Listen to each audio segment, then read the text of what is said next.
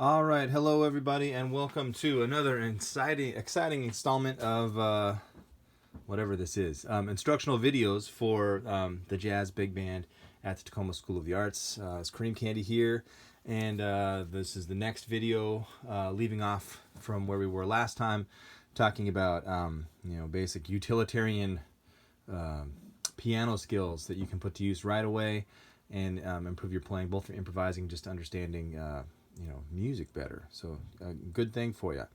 What I wanted to talk about today is we've covered playing melodies with single notes in the bass, like if you're reading a lead sheet or a fake book or something like that, or even writing your own music. Then we've also talked about two-note chords, thirds, major thirds, and minor thirds. We've talked about triads and also triad inversions, and these are all in past videos, which you can go back and review if you need to. We talked about major triads, minor triads, augmented triads, diminished triads, and also the sus, sus4 and sus2. And then we went on last video. We talked about seventh chords. So major 7, dominant 7, minor 7 flat 5, and diminished 7. And then we talked about how we can move, just using those root position chords to accompany a melody. And then we also talked about how we can use inversions, both with triads and with seventh chords. So basic piano stuff if you're just getting into this. So today what I wanted to talk to you about and demonstrate is a voicing that's very, very useful. I use it a lot when I play, and it's called the 2+1 voicing, also the 2+2. And what I mean by that is that the left hand is going to have two voices.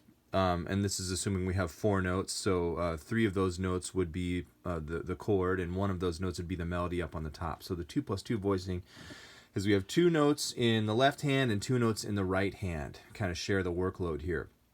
And so the basic system is this.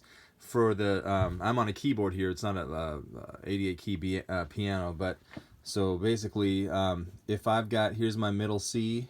Right, if this is middle C on a piano or whatever keyboard you're doing, the G below middle C, if our root is G to C sharp, 1, 2, 3, 4, 5, 6, 7, that means I would use the pinky to get the root of the chord, and then my other thumb would get the 7th.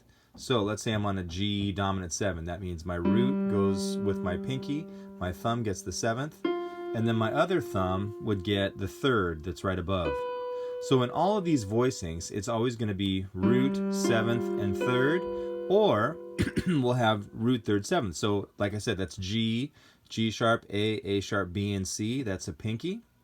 And then if the root of the chord is from C sharp to F sharp, C sharp, D, D sharp, E, F, F sharp, then it's going to be a pointer. Now, if we're using our pointer for a chord, that means the left-hand thumb is going to get the 3rd of the chord. So for example, if I have D flat major 7, that's my root, that's my 3rd, and then the other thumb gets the 7th. So basically, the entire thing for this voicing, this system here, is it's either going to be, if I'm using a pinky, it's 1, 7, 3, and if I use a pointer, it's going to be 1, 3, 7. Now, the reason for this system is because it gives you pretty good range and also good voice leading. For example, if I'm doing like I'll just show you here, if I'm doing a chord like A minor 7 to D7 to G major 7, things move very, very smoothly. It's a very easy system to go from one to the next. And when I'm playing a song,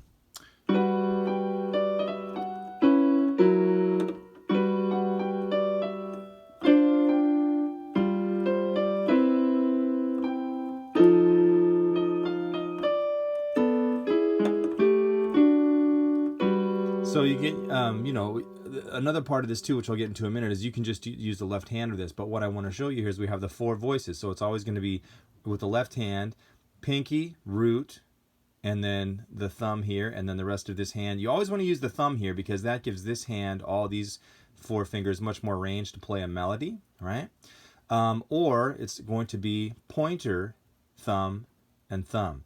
And remember that system is if it's a pinky, so if it's G, G sharp, A sharp, B, C, or C sharp, we're using the pinky. So it's going to be the root, the 7th, and the 3rd, always. And then if you've got a pointer, it's going to be the root, the 3rd, and the 7th, okay? So That's it in a nutshell. So how to practice this? Let's work it out here. So I'm going to start with just one more point I want to make too is we have that system.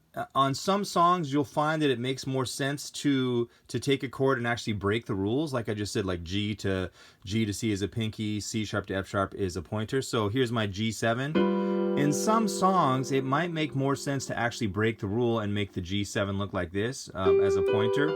It all depends on the song, and you all just need to just use your ear and see what sounds good. But you know, if it gets too high, it gets really doesn't sound so pleasing, and if it gets too low, it doesn't sound so pleasing. But the other thing about this voicing too is the bass is always on the bottom, and it sounds, you know, it sounds good as a voicing. So, anyways, let's work through a tune here. I'm going to do the example I've been using for a lot of these videos is C jam blues, so I'm just going to stick with that. So I'm going to start with C7, 4 bars of C7, 2 bars of F7, 2 bars of C7, then 2 bars of G7, and then 2 bars of C7. So if I start off here, I'll start with my my C7. So I've got 1, 2, 3, 4, 1, 2, 3, 4, 1, 2, 3, 4, 1, 2, 3. Now to F7, so that's going to be, remember C sharp to F sharp is going to be a pointer. My hand is already right there. That's the nice thing about this voicing. 2, 3, 4, 1, 2, back to C7, 2, 3, 4. Now I go to G7. Now G7, if I follow the rules exactly, that means my G7 should be a pinky down here. So this is a perfect example of where it's okay to break the rules, because I'm on C7. Well, if I make G7 a pointer, it's right there. So the 2 bars of G7, and then back to C7.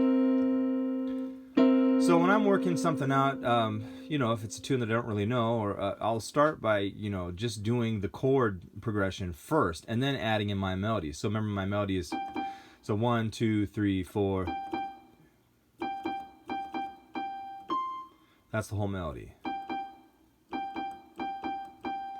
And if you've been watching these videos, you're already familiar with it because I've been playing this one the whole time. So now what I'm going to do is I'm going to play my chord here and then my melody here.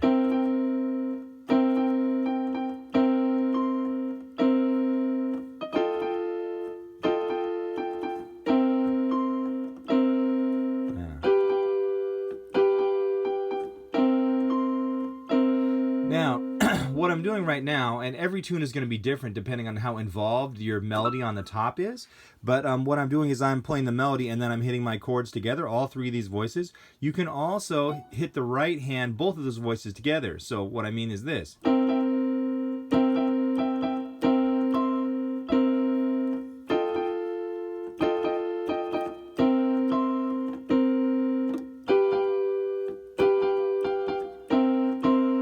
So that's another way to approach doing that.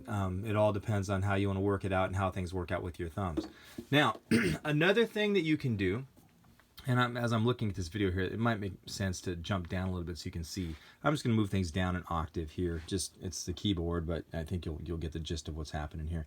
So so basically, another thing that you can do to practice is to just do, you know, so practice the chord progression by itself, then practice it with the melody, so you can do that too. But another thing you can also do is leave that voice off for starters. So you're just doing the 2 voices in the left hand, the root in the 7th, or the root in the 3rd. So if I do that same progression, just the left hand part of it, it'll sound like this.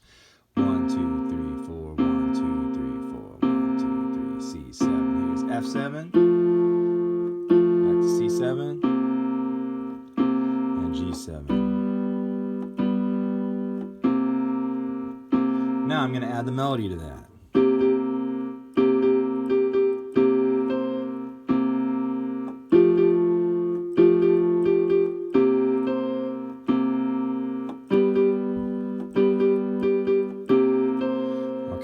So, why does this work?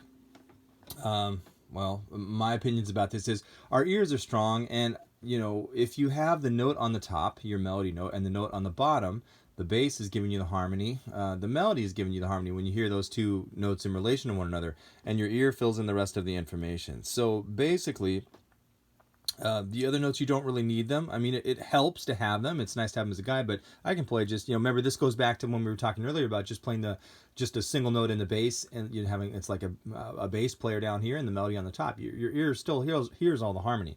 So now I can add in those other ones like we were doing. Oh, sorry, shoot, that's not right.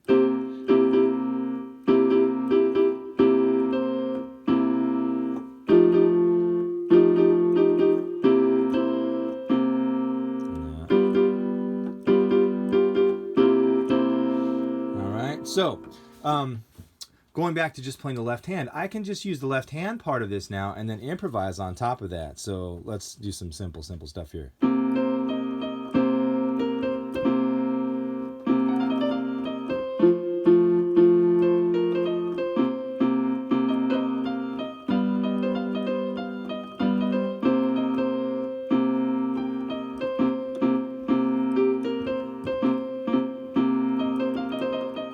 Sorry.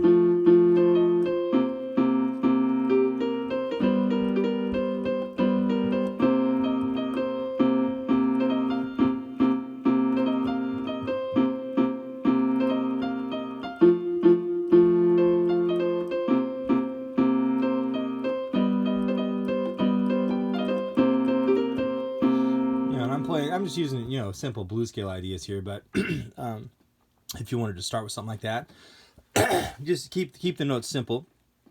And again, minor pentatonic. You could do the same thing with like chord tones, improvising using chord tones, or scalar exercises, things that we've talked about in other videos. But if I just take like just a one note idea, right, I can do that too.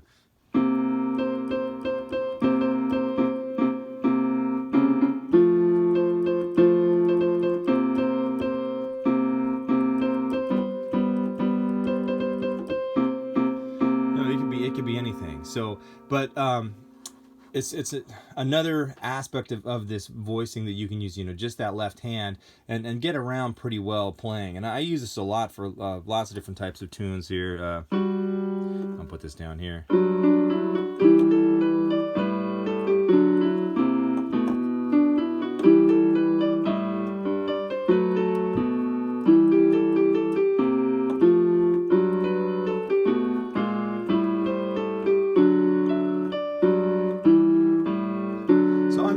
The two notes in the left hand, but you can try and fit in that, if you get good at it and practice it slowly, fit in that extra voice.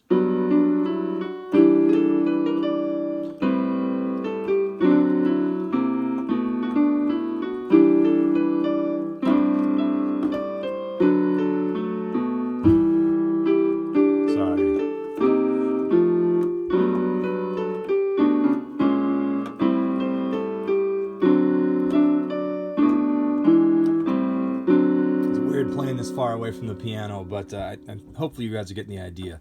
I guess the other thing that I should mention too, as I'm going through this and playing, is sometimes your melody will get way high up and you're not able to get down and do that third voice, and that's okay. I mean, put it in where you can and then take it out where you need to, however that makes sense. So you might hit the chord first or try to do it. You have to find ways to make it work, right?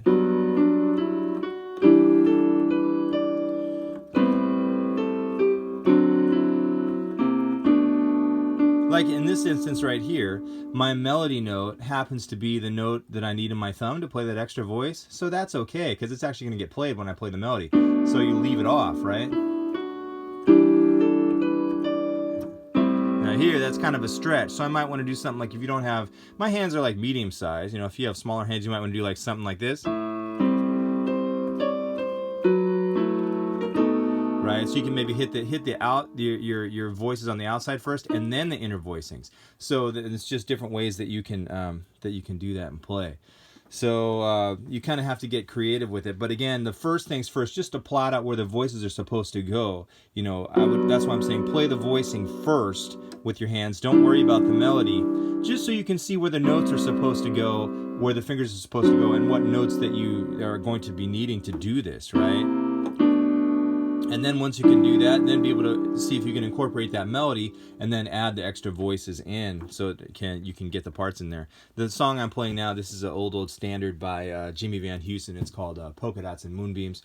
It's got some great lyrics too, but it's pretty standard harmony. Is one chord for those of you that studied theory. 1, 6, 2, 5, 4, 3, 6, 2, and then 2 walks down to 5, 7 of 6, 5 of 6, 6, minor 4, flat 7 dominant, 1, 3,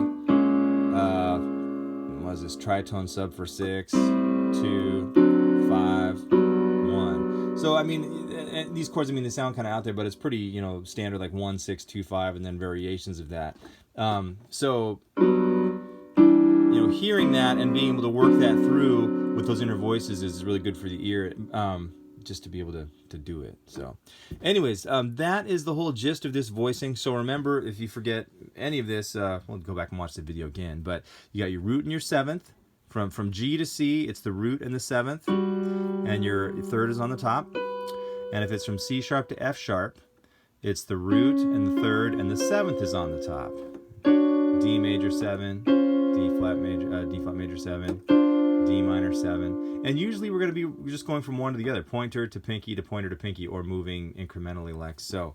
But that's it. So 1 7 3, 1 7 3, or 1 3 7. And remember, it's okay to break the rules if you need to, range wise, if the song, if it makes more sense to do it in that song. So remember, I can play G7 like this, or I can play G7 like that, depending on the context of the song, if it makes sense to break the rules. So hopefully this helps, and I hope you're all safe and staying healthy and sane, and attempting to do some of these things and get better at your musical skills. All right, talk to you later. Take care.